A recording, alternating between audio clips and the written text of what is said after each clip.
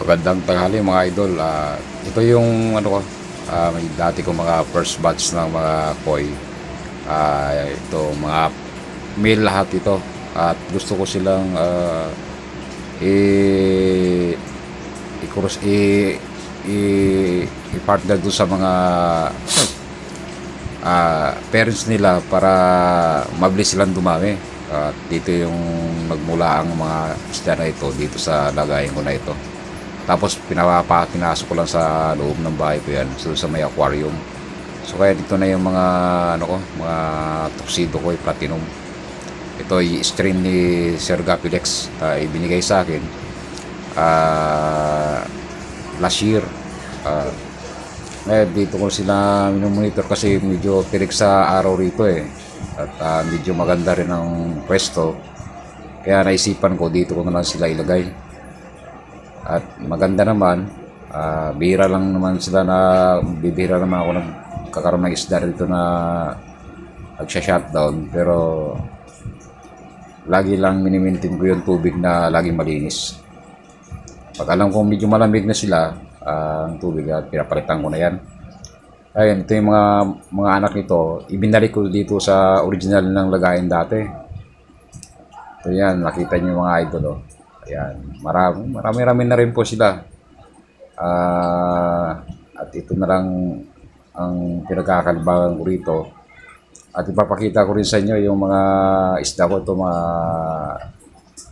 PKBM. Kaso lang, nag-green yung katawan nila. At ito naman yung mga iba kong isda. Mga panda. At mga feeder. Itong mga feeder na ito, pinapaparami ko itong mga ito. Yan, napakalit lang ang lagay niyan. Hinahayaan ko na lang sila dyan para dumami na sila mga idol. Yan, makita, simple lang yung mga setup ko ito sa taas ng tinitirahan namin. Yan, ito lang ang pinagkakalibangan sa araw-araw. Monitor lang.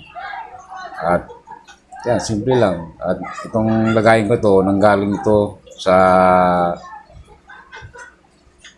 kayla Sheila Ponard at Arnold Ponard. Bali yan, inarbor ko lang yan guys. So, ito lang yung mga isda ko dito. Yan. At hindi naman sila totally karamihan. Pero kahit pa paano, nakakatuwa naman sila tingnan sa pang-araw-araw. At ito naman yung area ko. Yan, simple lang guys. Pero at ipapakita ko rin sa inyo ito yung mga sa loob ng bahay ko, sa loob na aquarium, 20 gallons itong aquarium ko rito. At dito ko sila pinapalaki. Ayan. Halo-halo yan.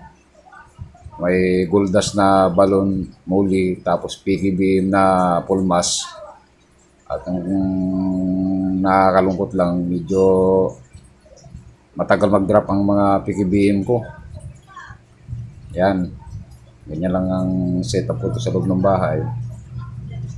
At ipapakita ko rin sa inyo guys yung mga platinum koi ko na mga fry na nag-drop ngayon sila ng 1. Yun na nga guys, nakikita nyo. Nag-drop yan ng 170 pieces. O higit pa.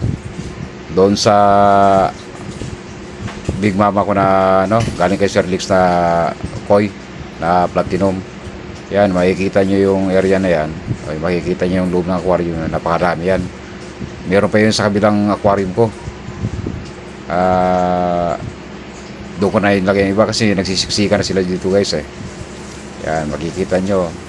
Yan, medyo malabo-labo lang yung ating camera. At medyo madilim na yung area. Yan. Yan naman na yung mga bansot ko na koi. Mga dwarf.